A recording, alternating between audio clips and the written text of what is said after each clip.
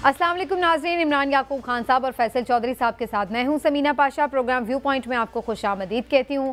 नाज़रीन, आज काफ़ी अहम ख़बरें हैं। एक तो हम देख रहे हैं कि फ़ाइनली मुस्लिम उम्मा को कुछ ख्याल आया है। OIC का अरब लीग का एक हंगामी इजलास बुलाया गया है और एक मुश्तरका इजलास भी, जिसमें बात की गई है जी फ़लस्तीन पर जो मज़ालिम जारी हैं उसके हवाले से, लेकिन इसका कितना असर होगा, कितना दबाव बढ़ाने में कामयाब होंगे मुस्लिम रहनुमा, इसके ऊपर बात करेंगे। फिर इसके साथ साथ अगर पॉलिटिकल मैटर्स की बात की जाए तो PTI पर हम देख रहे हैं कि जो मामलात हैं अभी तक उसी तरह ही हैं। अभी भी इलेक्शंस की कैंपेन करने के हवाले से उन्हें जलसे करने की इजाज़त नहीं है। कल का जो कराची का जलसा था उनका वो भी मनसूख कर दिया गया इजाज़त ना मिलने के बाइस। PTI छोड़ने वालों की भी अभी तक समझ लीजिए कि बस नहीं हुई है, अभी भी लोग छोड़ के जा रहे हैं। असद उमर साहब ने भी फाइनली बुनियादी रुकनीत से इस्तीफ़ा दे दिया है और उन्होंने एक ट्विटर पैगाम में बताया है कि जनाब वो पार्टी के अब मेंबर नहीं रहे, सियासत को भी खैरबाद कह दिया है। और फिर इसके साथ साथ बाकी जो पार्टीज़ हैं वो भी अपनी अपनी कैंपेन स्टार्ट कर रही हैं। राना सनाउल्लाह साहब की गुफ्तगू आपने इंट्रो में भी सुनी। कुछ मामलात अदालत से भी जुड़े हुए हैं, बड़े अहम, उनके ऊपर भी डिस्कशन करेंगे। लेकिन इन तमाम मामलात से पहले ये भी एक अहम खबर है आज क्रिकेट शायकीन के लिए, ख़ास तौर पर कि पाकिस्तान का जो क्रिकेट वर्ल्ड कप का सफ़र था वो यहीं पर आज इख्तिताम पजीर हो गया है। पाकिस्तान सेमीफाइनल के लिए क्वालिफाई नहीं कर सका और सिर्फ 5वीं पोजीशन ही हासिल करने में कामयाब हो सका है। आज के मैच में इंग्लैंड से उसे शिकस्त हुई, जिसके बाद पाकिस्तान वर्ल्ड कप में आगे सेमीफाइनल की दौड़ से भी बाहर हो गया। तो पाकिस्तान की ये जो कारकर्दगी थी मायूस कुन रही वर्ल्ड कप में, इसकी क्या जिम्मेदारियां हैं, क्या वजूहात हैं, इसके ऊपर भी बात करनी बड़ी ज़रूरी है। और आज प्रोग्राम में ख़ास तौर पर हमें क्रिकेट एक्सपर्ट और वैसे भी एक्सपर्ट अतर काज़मी साहब भी ज्वाइन करें। काज़मी साहब, बहुत शुक्रिया आपके वक्त का। आज आपसे मैं क्रिकेट पे भी राय लेती हूँ, लेकिन मैं एक कमेंट पहले इमरान साहब से और चौधरी साहब से भी ले लूँ और फिर मैं आपकी तरफ भी आती हूँ और फिर आगे डिस्कशन को बढ़ाएंगे। इमरान साहब, आप समझते हैं कि मायूसी हुई है जो पाकिस्तान की क्रिकेट में परफॉर्मेंस रही है, और किसकी जिम्मेदारी बनती है ये? बिस्मिल्लाहिर्रहमानिर्रहीम। समीना, देखिए, मुझे तो बिल्कुल भी मायूसी नहीं हुई। अच्छा? हाँ जी, उसकी बुनियादी वजह यह है कि आपकी एक्सपेक्टेशन ही नहीं थी? नहीं, बहसीयत कौम अच्छा। हम पहले कौन से कारनामे सर अंजाम दे रहे हैं जो क्रिकेट टीम नहीं कर सकी। देखिए, क्रिकेट टीम भी इसी कौम का हिस्सा है ना, तो जो हम कारकर्दगी दिखा रहे हैं, जो हम काम कर रहे हैं, उसी तरह से क्रिकेट टीम ने भी कर लिया। और क्रिकेट टीम जो है, देखें, उन्होंने एक बात अच्छी है, बाबर आजम ने जो आज सोशल मीडिया पैगाम भी जारी किया और उन्होंने जो बाद में मीडिया से भी गुफ्तगू की, उन्होंने कहा कि जी बात ये है कि मैं जो ना कौम से शर्मिंदा हूँ, हम, लेकिन बैटिंग बॉलिंग या फील्डिंग की बात नहीं है, हम बतौर टीम ही अच्छी कारकर्दगी नहीं कर सके और ये टीम वर्क होता है। तो बिल्कुल सही बात है कि अगर हम ये बात करेंगे ना अब कि जी टीम में बॉलिंग अच्छी नहीं थी, बैटिंग अच्छी नहीं थी, फील्डिंग अच्छी नहीं थी, अच्छा कुछ भी नहीं था। और जो इस तरह की टीम होती है, इसकी तरह की कारकर्दगी के साथ अगर ये उम्मीद रखना कि आप सेमीफाइनल क्वालिफाई कर जाएंगे या फाइनल खेलेंगे, तो मैं समझता हूँ कि ये वो अब तो बात दुआओं पे ही आ गई थी। अल्लाह करे बारिश हो जाए, अल्लाह करे कोई प्लेयर उनका नहीं, तो अल्लाह उनकी मदद क्यों ना करे जो खुद मेहनत भी करते हैं, जिनकी टीम भी अच्छी अपनी है। परफॉर्मेंस तो ये अपनी स्ट्रेंथ पे लड़ना चाहिए, ना कि आप दूसरों की कमजोरी पे या किसी और नागहानी आफत की वजह से जो है कहीं पहुंच जाएं। लेकिन अतर काज़मी साहब, आप ऐसे क्रिकेट में इंटरेस्ट रखते हैं और क्या आपका ख्याल है? बहुत सारे लोग तो ये बात कर रहे हैं कि बाबर आजम को कप्तानी छोड़ देनी चाहिए, उनकी नाकिस जो कप्तानी थी वो भी एक वजह थी हार की। आप क्या समझते हैं?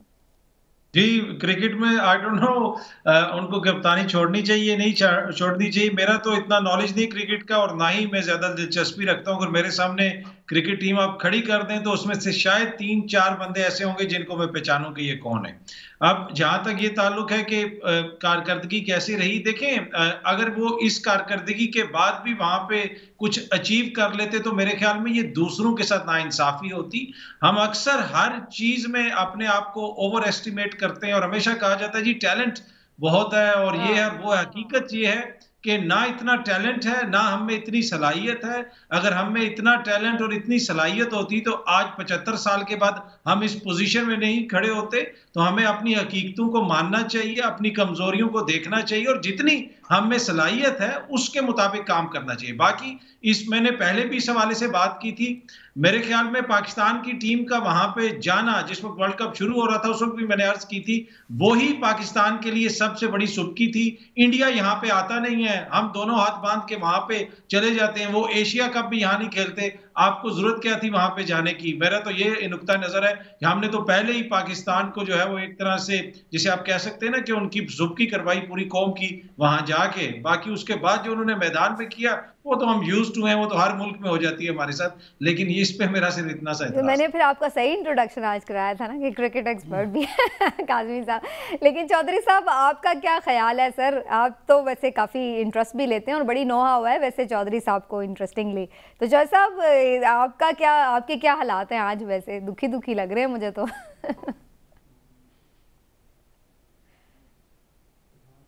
नहीं मुझे तो ये पाकिस्तानी टीम का जो सेमीफाइनल में क्वालिफाई ना करना ही अनएक्सपेक्टेड तो नहीं लगा, ना ही मायूसी हुई है। देखिए पहली बात तो जो इमरान साहब ने कही ना, बिल्कुल सही बात है। सोसाइटीज़ जो हैं वो ग्रो और प्रॉस्पर भी इकट्ठा करती हैं और डिक्लाइन भी सारे शोबों में इकट्ठा आता है।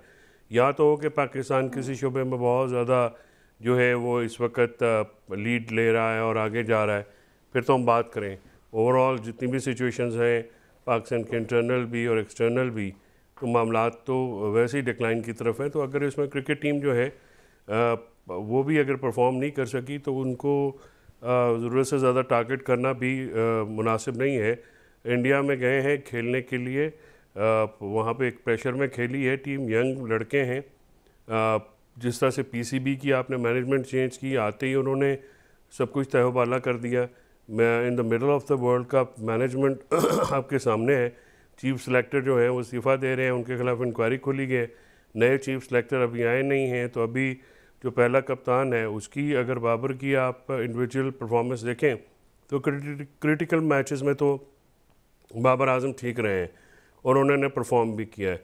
लेकिन ये T20 के फॉर्मेट के जो लड़के हैं सारे उस एक सांचे में ढले हुए हैं और T20 का जो मामला है वही आपके सामने आ रहा है। तो इन सारी चीज़ों को तो मैनेजमेंट ने देखना है ना, पीसीबी ने देखना है कि कैसे टीमें तैयार करनी है, कैसे जो लंबे ओवर्स के मैचेस हैं उसमें लड़के कौन से रखने हैं, शॉर्ट ओवर के मैचेस हैं उनको किसने रखना है। तो ये बात जो है इस चीज़ पे हर चीज़ और काफी कंट्रोवर्सीज चलती ही रही है through out the world cup भी। इमरान साहब वैसे एक बात है, अभी अतर काज़मी साहब ने भी एक बात पे निशानदेही की कि जाना भी नहीं चाहिए था इंडिया में। और आज हमने ये भी एक चीज़ देखी कि बाबर आजम ने इरफान पठान को भी इंटरव्यू देने या उनसे बात करने से इनकार कर दिया और उन्होंने कहा कि क्योंकि वो पाकिस्तान के खिलाफ अक्सर मुतनाज़ ट्वीट्स भी कर देते हैं। आपके ख्याल से भी ये रवैया दुरुस्त था? क्योंकि कुछ लोग इस पर बाबर पे भी तनकीद कर रहे थे। देखिए मैं ज़ाती तौर पे तो समझता हूँ कि अगर हम ये कहते हैं कि इंडिया गलत करता नहीं आता तो हमें स्पोर्ट्स को और सियासत को दोनों को अलग अलग रखना चाहिए। ये मेरे नज़दीक एक अच्छा फैसला था कि वो चले गए। बड़ी माजरत के साथ अतर काज़मी साहब जो है, मैं आपको पता है कि ज़ाती तौर पे उनका बड़ा लेकिन मैं ज़ाती तौर पे ये समझता हूँ कि हमें सियासत, हर चीज़ में सियासत नहीं करनी चाहिए। तो इंडिया के साथ रियलाइज भी तो करवाना चाहिए ना। रियलाइज इस तरह थोड़ा होता है, आप रियलाइज करवाते अच्छी परफॉर्मेंस के साथ, आप उनके वहां जाके पिटाई करते तो होना था ना कि भाई ये एक अच्छी टीम है। मामला ये है, देखें आप, जब हम ये उम्मीद रखते हैं ना कि जी हमारी टीम परफॉर्म करे, तो क्या हमारी टीम में कोई एक खिलाड़ी ऐसा है जिसको हम ये कह सके कि वो सुपर फिट है? जिस तरह से आपको ऑस्ट्रेलिया की टीम या आपको जनूबी अफ्रीका की टीम में खिलाड़ी सुपर फिट नज़र आते हैं, क्या आपके पास वैसा कोई खिलाड़ी है? दूसरी आपकी जो ये बात है कि जी बाबर आजम ने इंटरव्यू नहीं दिया और इरफान पठान को, तो मैं समझता हूँ कि बाबर आजम का ये ज़ाती फ़ैसला है और अगर उन्होंने नहीं दिया और इस वजह से नहीं दिया कि इरफान पठान पाकिस्तान के ख़िलाफ़ इस तरह की बातें करते हैं, तो ये ठीक है उनका फ़ैसला, उन्होंने गलत नहीं किया। ये बात है कि उन्होंने रियलाइज़ कराया कि आप वैसे तो हमारे ख़िलाफ़ बातें करते हो, तो अब इंटरव्यू लेने आ गए हो तो हम नहीं देंगे, क्योंकि उन्हें ये भी खदशा था होगा बाबर आजम को कि वो शायद उनकी मज़ीद ट्रोलिंग ना करें उस इंटरव्यू के ज़रिए। तो बहरहाल शिकस्त जो है उससे बिल्कुल दिल नहीं छोड़ना चाहिए, ये कोशिश करनी चाहिए, लेकिन अपना तज्ज़िया सही हकीकत पसंदी पर मबनी होना चाहिए। उसके बाद ही खामियों का जायज़ा लेके आगे बेहतरी की जा सकती है, इस्लाह की जा सकती है। अब ज़रा आ जाते हैं जी इम्पॉर्टेंट इश्यूज़ की तरफ। पहले फ़लस्तीन के इशू से बात शुरू कर लेते हैं क्योंकि ये एक आज इम्पॉर्टेंट इवेंट था कि OIC का अरब लीग का इजलास हुआ है और सब आखिरकार इकट्ठे तो हुए क्योंकि इस चीज़ की बड़ी ज़्यादा कमी महसूस की जा रही थी कि क्यों नहीं एक पूरी पुरअसर आवाज़ जो है वो उठाई जा रही। तो काज़मी साहब, आप समझते हैं कि इन तंजीमों की प्लेटफॉर्म से जब आवाज़ उठी है तो इसका कोई प्रेशर बनेगा, इसका कोई फ़ायदा होगा? देखिए, यकीनन जहां से भी आवाज उठती है उसका कुछ ना कुछ तो असर होता है, लेकिन मसला ये है कि OIC ने अब तक क्या किरदार अदा किया। आप माजी देख लें, 70 साल में जितने भी मुसलमान ममालिक हैं, फिर जब से OIC बनी और उसके इजलास भी होते हैं, मुख्तलिफ चीज़ें सामने आती रहती हैं। उसकी वजह क्या है? देखिए, इसको समझना बहुत ज़्यादा ज़रूरी है। अगर वैसे तो आज के अगर हालिया इजलास की आप बात करें तो उसमें आप रॉयटर्स की खबर पढ़ लें, आप अल जजीरा की खबर पढ़ लें, दीगर जो वहां से वायर्स आ रही हैं डिफरेंट न्यूज़ एजेंसीज की, उनकी खबर पढ़ लें। किसी भी खबर के अंदर पाकिस्तान की लीडरशिप का जिक्र ही नहीं है। जिक्र हो रहा है सऊदी अरब का, तुर्की का, मिस्र का, ईरान का, कतर के अमीर का। कहीं पे ये नहीं लिखा कि पाकिस्तान जो वाहिद जौहरी ताकत है उसके वजीर आजम ने वहां पे क्या कहा है। ये फर्क पड़ता है कि जब आपकी एक हकीकी जेन्युइन लीडरशिप हो, एक मुंतखब हुकूमत लीडर हो। तो अगर यहाँ पे आज मियाँ साहब गए होते एज ए वजीर आजम या इमरान खान साहब होते तो फिर आप देखते कि उसकी मीडिया में आलमी सतह के ऊपर किस तरह कवरेज होती है। हैविंग सेड दैट, अगर आप OIC के ऊपर भी आ जाए तो OIC का इशू ये रहा है कि OIC कभी भी कन्विंस करने में नाकाम रहे हैं अपने आप को। जब तक आप अपने आप को कन्विंस नहीं कर सकते तो आप दूसरों को कैसे कन्विंस करेंगे? OIC ने खुद क्या स्टेप्स लिए हैं कि वो क़ौम मुत्तहिदा को कन्विंस करे? देखें, जब आपके अपने माशरू में जितना रूल ऑफ लॉ है, जितनी आइन की पासदारी है, वो जब सारी दुनिया देख रही है ना। आज मैं छोटी सी आपको एक मिसाल दे दूं कि बरतानिया के वजीर आजम और बरतानिया की वजीर दाखिला ने लंदन के पुलिस चीफ को कहा कि आज रिमेम्बरेंस डे, आज 11 नवंबर, आज प्रो फलस्तीन रैली लंदन में नहीं निकलेगी, इसको बैन करो। उसके पुलिस चीफ ने, मेट के पुलिस चीफ ने, मार्क रॉली ने आगे से कहा कि जनाब मैं आइन और कानून के ताबे हूं, आपकी मर्जी के ताबे नहीं हूं। और यहाँ पे रैली निकलेगी और सबसे बड़ी रैली निकली है। उन्होंने कहा कि आज हम अपनी पिछली जंगों में जो मरने वाले लोग हैं उनकी यादगार है, आज रिमेम्बरेंस डे है, ये उनकी तौहीन होगी। तो उन्होंने कहा कि जनाब उन्होंने अपनी जानें इसलिए दी थी ताकि लोगों के हकूक, उनके जमहूरी राइट्स जो है, उनकी आज़ादियों का तहफ़्फ़ुज़ हो सके। इसलिए नहीं दी थी कि एक वज़ीर आज़म या एक वज़ीर दाखिला कहेगा और पुलिस हाथ बांध के जो है लोगों के घरों पे छापे मारना शुरू कर देगी। तो OIC के ये बड़े मसाइल है ना। OIC के जो ममालिक हैं उनके अपने ममालिक में कितनी ह्यूमन राइट्स हो रही हैं, कितने इश्यूज हो रहे हैं, किस किस्म के मसाइल हैं। तो जब ना आपकी मुंतखब हुकूमतें हैं, ना मुंतखब लीडरशिप है, ना आप अपने लोगों को कोई राइट्स देते हैं, तो दूसरों के राइट्स जब आप मांगेंगे तो लोग तो आप पे हंसेंगे। दूसरी बात ये कि मांगने से राइट्स मिलेंगे या छीनने से मिलेंगे? चौधरी साहब, ये सवाल मैं इसलिए कर रही हूँ कि ये बात तो वहाँ पे डिमांड की जा रही थी कि इसराइल को असलहे की फराहमी रोकी जाए, लेकिन जब हम ये देख रहे हैं कि सारी मुस्लिम उम्मा के जो बड़े आपकी कंट्रीज हैं वो बैठे हुए एक जगह पर, तो क्यों नहीं कोई लाहे अमल दिया कि भाई अब ये हम सब यूनानिमसली इसराइल से तमाम अपनी जो तिजारत है बंद कर रहे हैं, या हम नहीं जो है वो तेल दे रहे हैं किसी को, जो आपके इख्तियार में था। आप भी कोई ऐसा बड़ा डिसीजन लेते, सब अपने सफ़ीर वापस बुलाते, कोई ना कोई देते तो चीज़ जिसके ऊपर हम कहते कि भाई ये खुद भी किसी तरफ एक स्टेप ले रहे हैं, उसके बाद कुछ डिमांड करें किसी से। तो how do you see it? देखिए OIC जो है आज भी नाकाम रही है किसी भी कोई मुतफ़िका लाए अमल देने में। इसमें मुख्तलिफ प्रॉब्लम्स हैं मुख्तलिफ ममालिक की, और जो आप ये कह रही हैं आप इसराइल से तजारत बंद कर दें और वेपन्स जो हैं वो आप बैन कर दें, और अमेरिका का सबसे बड़ा इत्तेहादी है इसराइल, ये कोई ढकी छुपी बात तो नहीं है। और वो जो इस वक्त वर्ल्ड हेजेमनी है उसमें डिफेंस के लिहाज से दोनों ममालिक जो हैं उनकी पूरी आप समझें कि एक तरफ़ा तौर पे जो है वो प्रिवेलेंस है पूरी दुनिया में। दूसरी बात यह है कि ये तिजारतें मुस्लिम ममालिक बंद करें उनके साथ तो उनके अकाउंट बंद हो जाएं तो फिर क्या होगा? यहाँ पे बहुत सारे मसाइल हैं। इन चीज़ों को हल करने के लिए जो है एक ज़्यादा ताकतवर और मुश्तरका हिकमत अमली अपनाने की ज़रूरत है। अनफॉर्चुनेटली आज मुस्लिम वर्ल्ड में कोई इतने बड़े लीडर्स नहीं हैं जो कि नज़र आ सकें कि जो सबको साथ लेके चलें, या कोई मजबूत किस्म का जो है एक मौक़िफ़ अपना सकें। ये चीज़ें आज लैक कर रही हैं। दुनिया में लीडरशिप का फुकदान है। आप इंटरनेशनल सतह पे किसी ज़माने में नेल्सन मंडेला जैसी शख्सियात होती थी, आज वो नापैद हैं। किस ज़माने में जो है वो किंग फैसल थे, यासर अरफात थे, भुट्टो थे, उनकी जो एक प्रेजेंस थी वो आज आपको महसूस होती है, शदीद कमी महसूस होती है। तो देखिए ये जो मामलात होते हैं ये तो लीडर्स के बलबूते पे होते हैं। जैसे अभी मार्क टेली का बताया है अदर काज़मी ने, उसने कितनी बड़ी बात की है कि मेरे जो लोग जिन्होंने वतन पे जाने कुर्बान किए हैं उन्होंने लोगों के हकूक़ को इंश्योर करने के लिए अपनी जानें दी थी, किसी सियासतदान की मर्जी मुसल्लत करने के लिए नहीं दी थी। तो ये बड़ी बात है। ये जो कौमें हैं इनको बड़े लोग बनाते हैं, लेकिन अनफॉर्चुनेटली हमें दूर दूर तक ऐसी कोई चीज़ नजर नहीं आती। आज ज़मीन ज़ैतून जो है वो लहू लहू है और कोई भी उसमें ह्यूमन राइट्स की जितनी वायलेशन हो रही है समीना, एक मिनट, जितना इन्फेंट्स जितने नौमौलूद बच्चे जो हैं उनको बमबारी करके शहीद किया गया है। ह्यूमन राइट्स की कोई कदर रह गई है अमेरिका और इसराइल के नज़दीक? मुसलमान बच्चों के हॉस्पिटल्स के ऊपर, एम्बुलेंसेस के ऊपर, नत्थे शहरियों के काफ़िलों के ऊपर जिस तरह से बमबारी की जा रही है, इसकी मिसाल आपको कभी नहीं मिलती। इस किस्म की मिसाल जो है उसकी तो मतलब ये तो आप समझें कि जैसे करबला एक अंदोनाक वाक़या है, तो आज का तो ये वाक़या है। इस पे हम जितनी जो बहसियत उम्मत जो है जितना शर्मिंदा हो वो कम है। लेकिन हमने इमरान साहब सिर्फ शर्मिंदा ही होने या कोई हमने हाथ भी रोक रहे हैं। चौधरी साहब बात करें लीडर्स की, अब शहजादा सलमान है, बड़े इन्फ्लुएंशियल हैं। जी आप भी कर लीजिए, सिर्फ मैं एक बात कंप्लीट कर लूँ। ये शहजादा सलमान बड़े इन्फ्लुएंशियल हैं, फिर तैयब उर्दवान साहब जो हैं वो एक बड़ी स्ट्रॉन्ग वॉइस हैं, तो फिर भी हम देख रहे हैं कि कोई जब तक फैसला नहीं होगा उस वक्त तक कैसे जोर पड़ेगा। मैं काज़मी साहब का कमेंट ले लूँ, फिर मैं इमरान साहब आपकी तरफ आती हूँ। जी काज़मी साहब।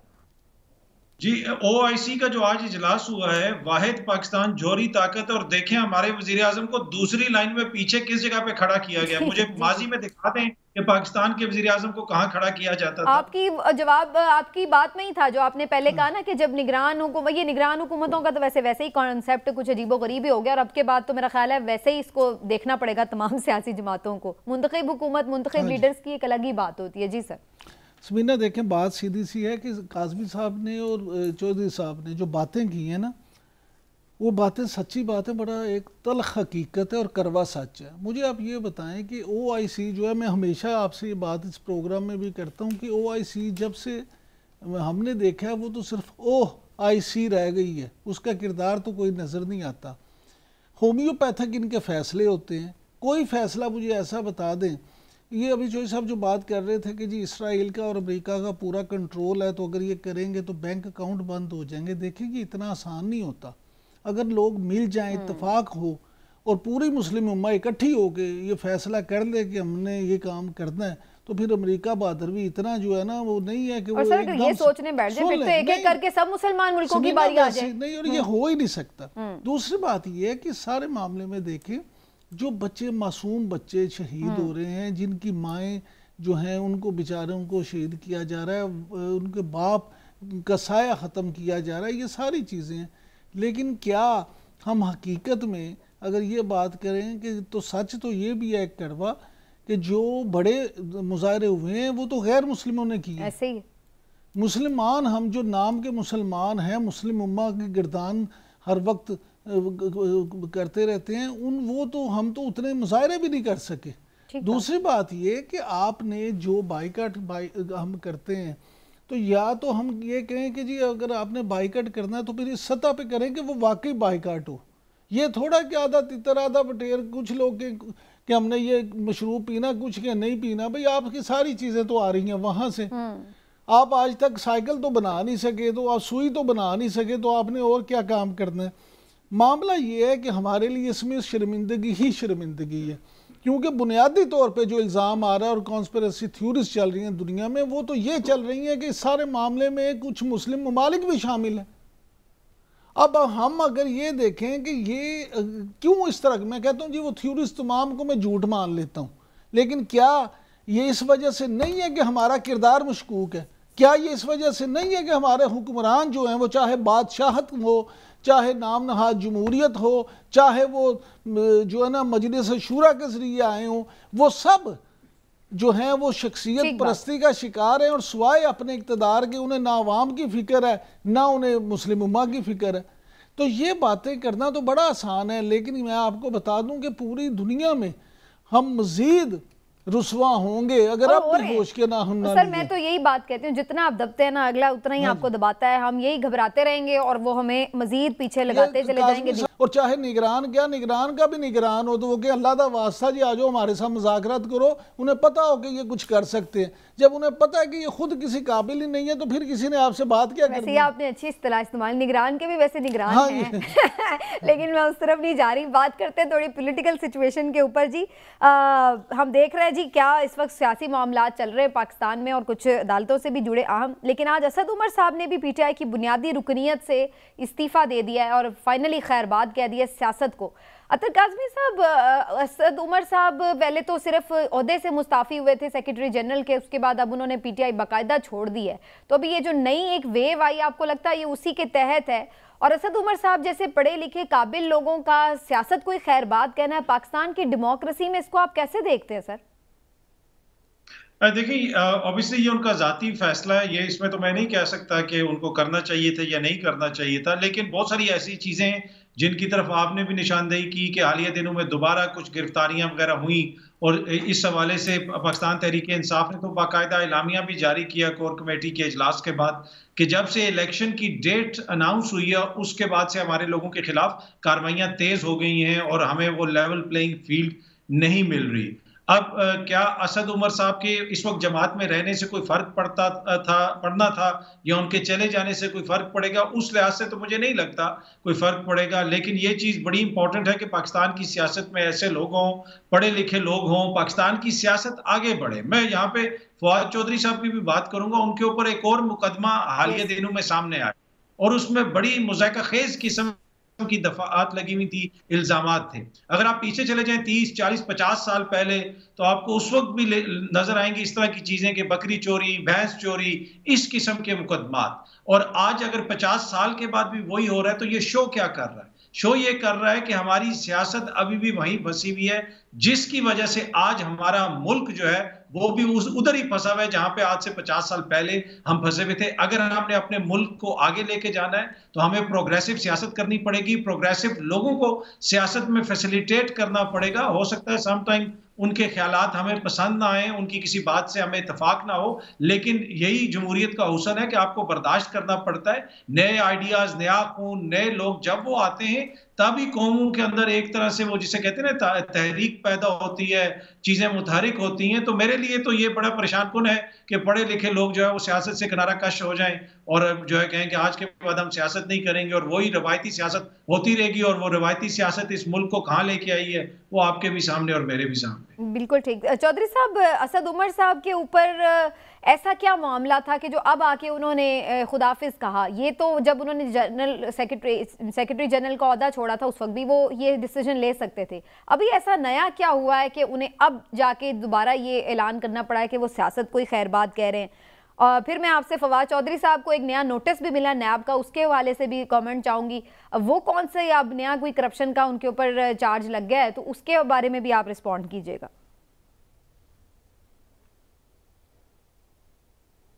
देखिए, असद उमर साहब तो क्योंकि मुतहरिक नहीं थे और पीटीआई की सियासत में वो ज़ाहिर पहले जो 9 मई से पहले जो है वो टॉप के लीडरान में से थे, तो अब मेरा ख्याल में वो काफ़ी अनकंफर्टेबल थे काफ़ी अरसे से पीटीआई में, उनको वहाँ पे वो स्पेस नहीं मिल रही थी, तो वो अपनी उस आई थिंक जॉब में कंसंट्रेट करना चाह रहे थे। तो उन्होंने बेहतर, अगर ये पहले कर देते तो भी बेहतर हो जाता, तो लेकिन उन्होंने अभी किया तो ज़ाती फ़ैसला है उनका, हमें उसका एहतराम करना चाहिए। जहाँ तक नैब के नोटिस का जो इशू है, देखिए एक प्रोजेक्ट है वो मोटरवे और जीटी रोड को आपस में कनेक्ट करने का वाया जेहलम और पीडी खान लीला जेहलम डुअल कैरेजवे उसको कहते हैं। ये जो प्रोजेक्ट है ये एक्निक का मंजूर करदा जो है वो प्रोजेक्ट है और इसको जो है फिर FWO फ्रंटियर वर्क्स ऑर्गेनाइजेशन जो है वो एग्जीक्यूट कर रही है। 128 किलोमीटर लंबी ये रोड है, जिससे ये तजारती जो है एक शाहराह है, जिससे आप समझें कि जो कश्मीर है या नॉर्थ के जो ज़िले हैं उनको ये एक एवेन्यू मिलता है गुजरात के से मुतल्लिका जो इलाके हैं, जिनसे जो उनकी कमर्शियल एक्टिविटी है वो वाया फैसलाबाद, मुल्तान, बहावलपुर, सक्खर से कराची तक जाती है। तो उससे जो ये एक प्रोजेक्ट पीटीआई के दौरे हुकूमत में 16 अरब रुपये की लागत से स्टार्ट किया गया था। तो उसमें जो नोटिस दिया गया है वो नोटिस के मंदरजात जो हैं वो बड़े अजीबोगरीब हैं। वो पहले उन्होंने एक उसमें 3 किस्म के इल्ज़ामात हैं। वो ये कहते हैं कि आपने अपना पॉलिटिकल अनड्यू इन्फ्लुएंस इस्तेमाल किया, हालांकि जो सेंट्रल वर्किंग डेवलपमेंट पार्टी है उन्होंने ये प्रोजेक्ट जो है इसको रिकमेंड किया और एक्निक ने इसको मंजूर किया। तो अगर कोई भी इलेक्टेड रिप्रेजेंटेटिव होगा अपने इलाके का तो वो ये तो चाहेगा कि कोई ऐसा प्रोजेक्ट जो है वो जो अपने लोगों की अपने इलाके की बेहतरी के लिए इस्तेमाल कर सके वहाँ पे आए। जी हाँ, और इस किस्म के जो हैं मामलात पहले भी देखिए, मैंने तो हमेशा कहा जैसे एहसन इकबाल ने स्टेडियम बनवाया, अपने कोई स्पोर्ट्स कम्प्लेक्स बनाया तो उनके ऊपर इन्होंने वो मुकदमे कर दिए। तो अगर वो अपने हल्के में नहीं बनाए तो और कहाँ पे बनाएंगे। दूसरा उन्होंने ये कहा कि आपने ठेकेदार से जो है वो रिश्वत ली है। अब वो प्रोजेक्ट जो है वो फ्रंटियर वर्क्स ऑर्गेनाइजेशन करी है, जो कि पाकिस्तान की सबसे टॉप की जो है वो रोड कंस्ट्रक्शन की कंपनी है, जिससे इंटरनेशनली टेंडर्स में भी जाके अपना लोहा मनवाया हुआ है और वो सबलेट नहीं कर सकते। तो वो बात भी मेरे ख्याल में कोई इतनी ज्यादा तहकीकात नहीं की मतलब गई है। आपको लगता है सियासी तौर पर वो किया सियासी मुकदमात है, जो है ये सियासी इंक्वायरियां हैं, सियासी दबाव है बेसिकली। जी इसके अलावा तो कोई और वजह समझ में नहीं आती ना। अगर आप ये कहें कि वहाँ पे 128 किलोमीटर लंबी रोड है और लैंड एक्विजिशन का ये कहा कि आपकी लैंड एक्वायर हुई है और उससे नुकसान हुआ है, तो लैंड एक्वायर तो हुई नहीं है। वो ज़मीन वहाँ पे जो है वो रहायशी पर्पज़ के लिए एक घर बन रहा है वहाँ पे, जो कि घर वो पीडी खान और जेलम आपस में बहुत फासले पे हैं। रावलपिंडी और जेलम का फासला 90 किलोमीटर है और वो 140-50 किलोमीटर तक आज मुझे सारा हल्का भी सब आपका समझ आ गया। मुझे ब्रेक लेने ब्रेक से वापस आते हैं तो फर्दर डिस्कशन करते हैं इसके ऊपर। करते हैं जनाब, कुछ मजीद भी गिरफ्तारियों का अब इम्कान जाहिर किया जा रहा है और ये भी बड़ी खबरें आ रही हैं मुख्तलिफ मुस्तनद सहाफ़ियों से कि जनाब इमरान खान साहब की अहलिया को भी गिरफ्तार किया जा सकता है नैब के केस में। क्या इस बारे में खबरें हैं और क्या आइंदा आने वाले दिनों में होने वाला है, बात करते हैं ब्रेक के बाद। हमारे साथ रहिए।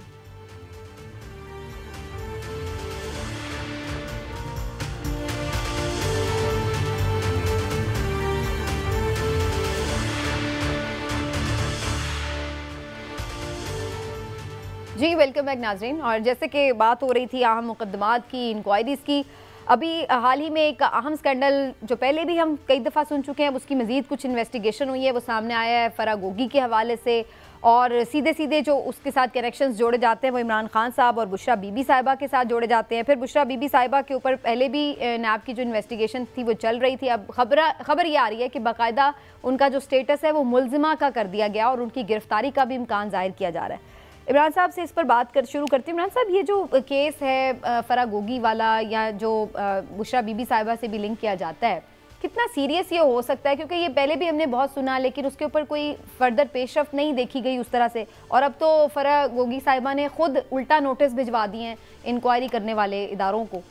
क्या आपने पब्लिक कैसे किए? देखिए बात सिर्फ ये है, अर्ज ये है यहाँ कि पाकिस्तान में ना केसेस तो बड़े होते हैं, चीज़ें बहुत होती हैं, लेकिन अनफॉर्चुनेटली मसलहत का शिकार हो जाती है और फिर किसी को सज़ा होती नहीं। जहाँ तक फरागोगी साहबा की बात है तो इमरान खान साहब की हुकूमत बनने से कुछ अर्सा पहले तक मौसूफ़ा खुद यही लाहौर शहर में किसी को अपनी जो इन्होंने गुजरावाला में हाउसिंग सोसाइटी बनाई थी उसमें सुई गैस से कनेक्शन के लिए करोड़ों रुपए दे बैठी थी और वो करोड़ों रुपए जो है ना कनेक्शन नहीं लगा तो वापस लेने के लिए बंदे ढूंढती थी कि कोई बंदा मिल जाए जो मुझे पैसे दिए हुए वापस ले दे। अच्छा, हाँ जी।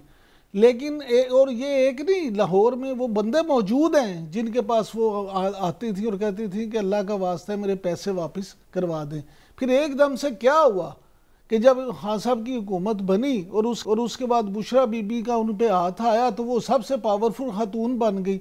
और वही जो एक लाहौर के सुनार से, जिसका मेन बुलेवार्ड पे सुनार की दुकान है, वो पैसे नहीं ले पाती थी, उनके एक पर्ची पे एक एक दिन में 7 डीसी लगे। तो मामला ये है कि फिर जब इस तरह से पावर आती है तो उसका गलत इस्तेमाल भी होता है। मैं ये नहीं कहता कि उन्होंने, तो वो जो डीसी लगे वो अभी तक काम पर हैं, उनके खिलाफ कोई कार्रवाई नहीं? देखिए वो तो फिर कार्रवाई जो है क्या होनी थी, वहां तो आपको पता ही है कि वो जो सारे मामला हुए और जो लोग उनके जरिए लगे, ये तो अब कहानी यार रोज वो सुनाते हैं कि जी किसी ने 3 करोड़ दिया, किसी ने 5, किसी ने 7। अलीम खान साहब दिया वो भी तो उतना ही कसूरवार है ना, सिर्फ लेने वाला ही है। नहीं, वो उससे ज्यादा कसूरवार है, उसको तो पकड़े ना। वो तो सब यही हैं, बुशरा वो जो फरा साहिबा है वो तो चले बाहर हैं, जो यहाँ पर उनको क्यों नहीं पकड़े? नहीं तो ये कौन कहता है कि उन्हें ना पकड़े? बिल्कुल पकड़ना चाहिए, जरूर पकड़ना चाहिए, और उनको भी सजा, क्योंकि जो 3, 4 या 5 करोड़ दे के लगता है वो फिर 30, 40 या 50 करोड़ बनाता भी है। ठीक बात। लिहाजा उसको तो पकड़ के ज्यादा सजा मिलनी चाहिए। बुशरा बीबी की भी गिरफ्तारी का इम्कान आपको नजर आता है? बिल्कुल नजर आता है, क्योंकि ये जो मामला डांडे मिल रहे हैं ये अगर उसी तरफ जा रहे हैं, और अभी वो जो इनामुल्लाह शाह साहब का भी जो इंटरव्यू है, जो उसमें भी उन्होंने बातें की हैं, तो देखें अगर ये सारी चीजें आप देखें तो मैं ये समझता हूँ कि ये मामला उस तरफ जा सकता है। उन्होंने उसमें कौन सी ऐसी बात की है जो आपको लगता है कि बुशरा बीबी साहिबा पे क्वेश्चन उठते हैं? वो ये बात करें कि उन्होंने जो घड़ी के पैसे दिए थे वो उन्होंने जमा करा दिए जाके? समीना, मैं पहले भी आपसे कई दफा पूछ चुका हूँ कि आप वाकई इतनी सादा या जानबूझ के ऐसी बातें बन जाती है। गुजारिश ये देखें फर्क की क्या है। मैं आपको ये बता रहा हूँ, पूरे वसूख के साथ बता रहा हूँ कि जो अपने पैसे नहीं ले पा रही थी एकदम से नहीं, मैं तो ये वाला सवाल तो मैं उनका पूछ रही हूँ कि बनी गाला के जो साबिक इंचार्ज बात कर रहे हैं, मैं आपसे यही गुजारिश कर रहा हूँ कि जब उनको आशीर्वाद थी जिसकी बिना पे वो सब ये पैसे ले रही थी ना, उनको आशीर्वाद थी तो उनके कहने पे ये सारे काम हो रहे थे ना, कि एकदम से वो सुपर पावर बन गई थी। लिहाजा ये सारी चीजें जो इनामुल्लाह की बात करें ना, सॉरी हम शायद थोड़ा कंफ्यूज है, मैं वो बात कर रही हूँ कि वो कह रहे हैं कि जो उन्होंने घड़ी बेची उसके 3 करोड़ रुपए बुशरा बीबी साहिबा ने दिए कि वो जाके अकाउंट में जमा करवा दे। तो उस बात का तो फर्क होगी, या उनसे तो मामला नहीं है, वो तो बेची थी घड़ी, वो तो वो कह रहे हैं कि बेची है। बिल्कुल बेची है, लेकिन आपने उनका लगता है पूरा इंटरव्यू नहीं सुना। वो तो भी हाँ जी, मामला ये है कि उसमें जो साहब जो टीम है जिन्होंने इंटरव्यू किया, उनके मुताबिक उन्होंने फरा गोगी साहिबा और बुशरा बीबी के साहिबा के हवाले से भी बहुत सारी बातें की हैं, जो इंटरव्यू करने वाली टीम है उनके मुताबिक। अब मामला ये है कि जो चीज़ें हैं, सिर्फ मैं तो ज़ाती तौर पे समझता हूँ कि सिर्फ बातों पे नहीं जाना चाहिए, कोई भी किसी पे इल्ज़ाम लगाए, लेकिन उसका मतलब ये भी नहीं है कि बुशरा बीबी के खिलाफ इसलिए तहकीकात ना हो कि वो बुशरा बीबी हैं। भाई जिस पे इल्जाम लगता है तहकीकात हो, इसमें तो कोई शक की बात नहीं। ठीक है काज़मी साहब, आपको लगता है कि बुशरा बीबी साहिबा पे जेन्युइनली ये बात हो रही है, या फिर ये भी अगेन लेवल प्लेइंग फील्ड, तराजू के पलड़े बराबर करने वाले जो डिमांड्स हैं उन्हीं की एक सिलसिले की कड़ी है? देखिए, ये इसी तरह की चीजें होती हैं पर किरदार बदल जाते हैं। क्या हमें खुद अपने आप से क्वेश्चन नहीं करना चाहिए, आज वो पापड़ वाला किधर है, आज फालूदे वाला किधर है, चीनी वाला किधर है? आज वो अब चले हर दौर के अंदर इस तरह के किरदार सामने लाए जाते हैं, जो ही वो हुकूमत खत्म होती है और हमें बताया जाता है कि जी सबसे ज्यादा करप्शन उन लोगों ने की है। आज वो लोग किधर है? मुझे बता दें, वो जितनी मोजिज शख्सियात हैं वो कहां पे हैं? क्या वजह है कि ये अगेन जिस वक्त हो रही होती है उस वक्त ये सारा निजाम क्या कोई गोली खा के सोया होता है? सारे इदारे जिनके ये काम होते हैं, नैब, एंटी करप्शन, उस वक्त क्या ये सब लोग यूगोस्लाविया चले जाते हैं? उस वक्त क्यों नहीं इसको रोकते? उस वक्त तो रोके ना। उस वक्त अगर कोई पकड़ के बंदा सामने ले आए कि जनाब ये इस वक्त ये कर रहा है, ये हमें जाने के 1.5-2 साल के बाद क्यों याद आता है? और मैंने कल भी परसों भी एक प्रोग्राम में अर्ज की थी, ये जो अफसरान की पोस्टिंग ट्रांसफर वाला केस है, ये इंसानी तारीख का सबसे आसान केस है हल करने के लिए। फरा गोगी को आप जरूर पकड़ें, आप फरा बीबी से भी पूछें, लेकिन क्या आईने पाकिस्तान ये इजाजत देता है कि एक डीसी जो है वो पैसे देके अपनी पोस्टिंग करवाए? वो डीसी तो हमें दिखा दे ना।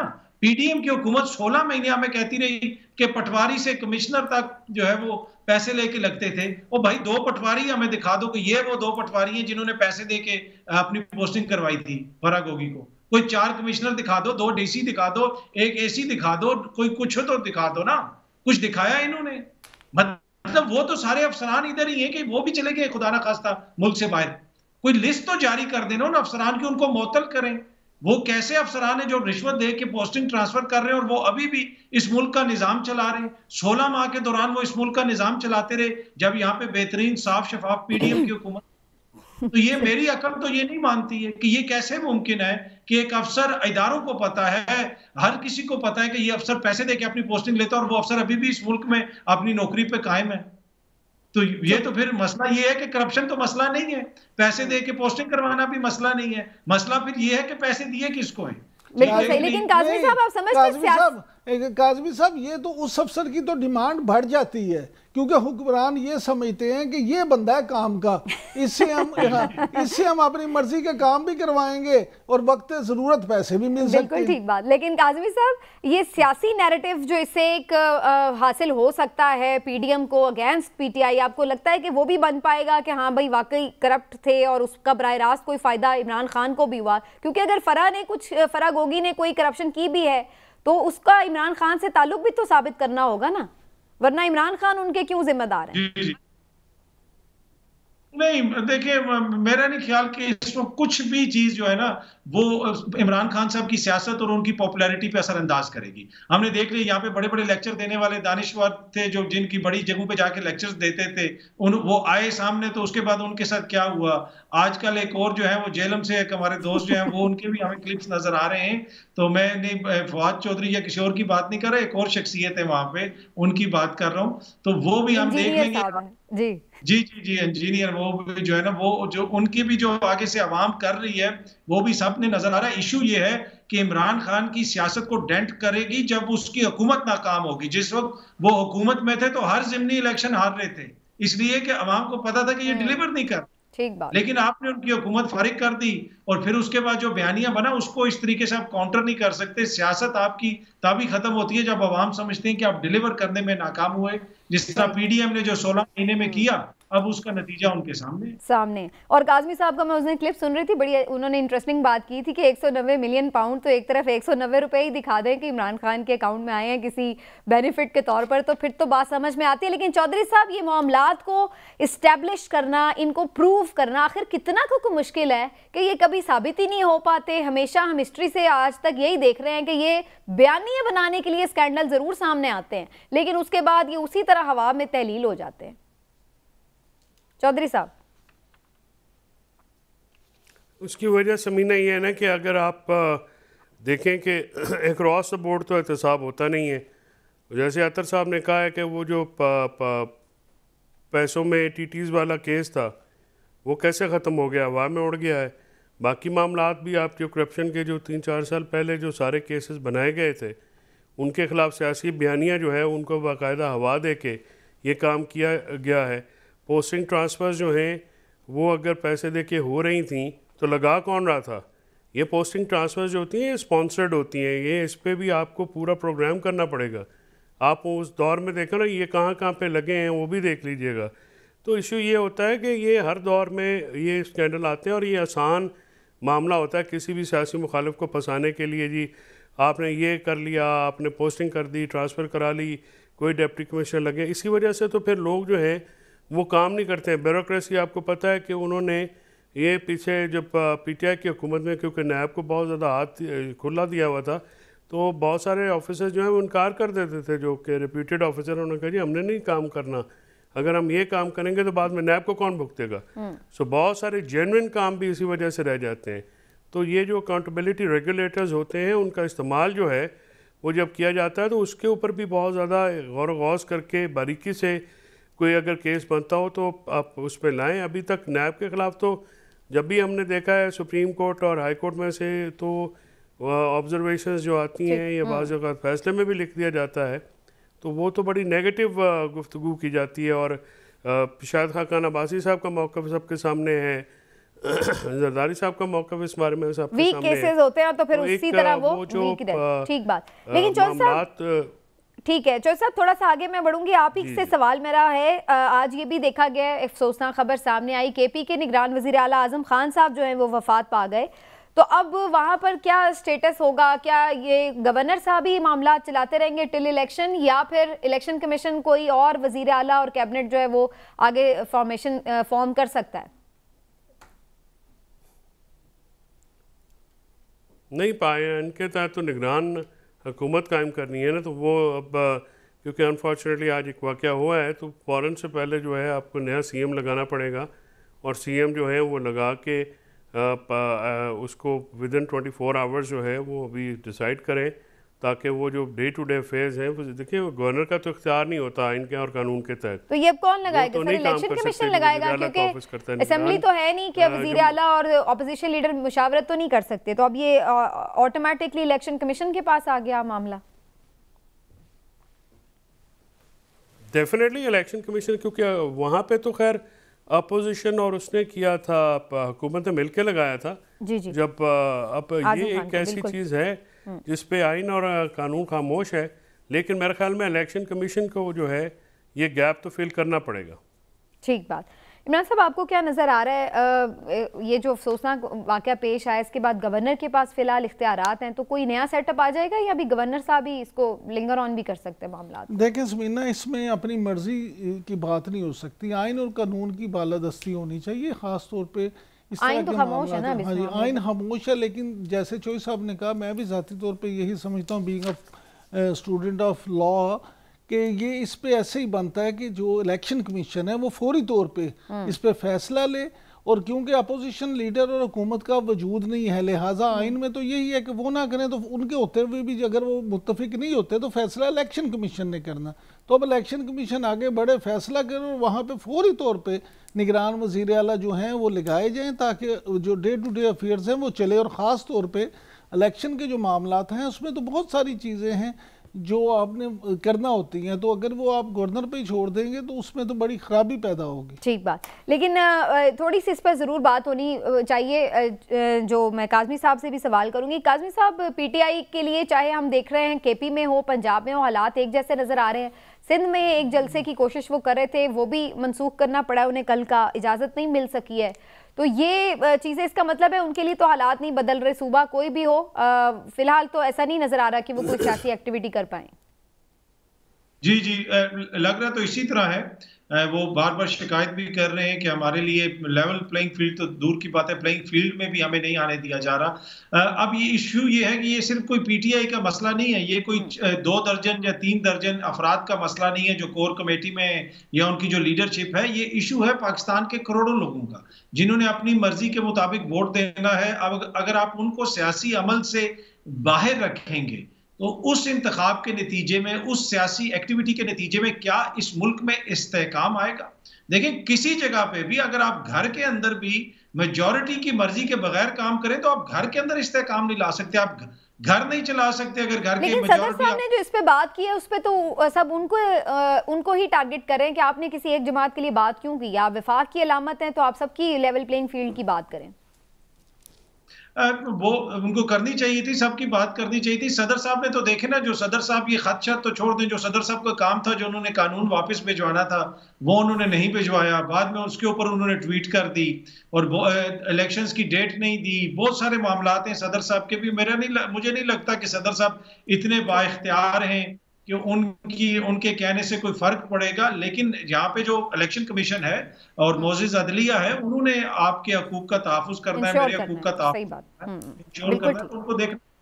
ठीक बात। अच्छा जी, बिल्कुल चंद हमारे 1-2 मिनट ही रह गए। इमरान साहब, नवाज शरीफ साहब की जितनी भी प्रॉपर्टीज जब्त की गई थी वो वापस करने और जो उनके अकाउंट्स हैं वो भी बहाल करने का हुक्म हो गया है अदालत की तरफ से, तो उनके लिए अब अच्छा ही लिख रहा है वो, क्या रावी चैन ही चैन लिख रहा है। देखिए, बड़ी अच्छी बात है, लेकिन मुझे आप ये बताएं कि अगर हम ये फ़र्ज़ कर लें कि मियां नवाज शरीफ साहब के ख़िलाफ़ जितने भी मुकदमात कायम हुए थे वो सब झूठे थे और उनको सिर्फ तोना लगाने के लिए सब कुछ किया गया, तो उसमें आप देखेंगे कि क्या फिर हमें कोई शर्म आती है ये सोच के?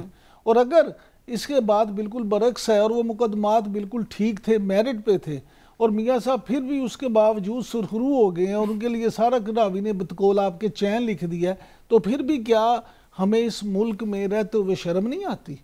मामला ये दोनों सूरतों में हाँ उसकी वजह, हाँ बिल्कुल मैं आपसे ये सही कह रहा हूँ कि अवाम के लिए तो सिर्फ शर्मिंदगी ही शर्मिंदगी है। देखें ये जो अवाम के लिए क्यों, जो कर रहे हैं उनके लिए शर्मिंदा होने की बात, उनको शर्म आए तो ऐसा करें।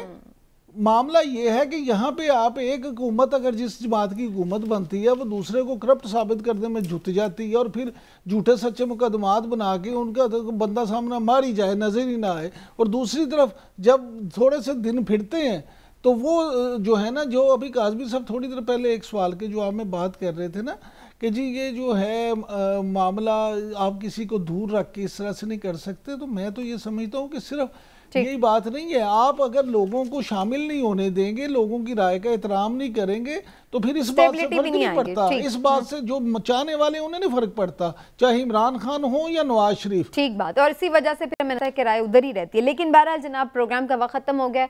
इंशाल्लाह अगले प्रोग्राम में फिर आपसे मुलाकात होगी। काज़मी साहब, आप हमारे साथ मौजूद रहे, आपका बहुत बहुत शुक्रिया। नाज़रीन, अल्लाह हाफ़िज़।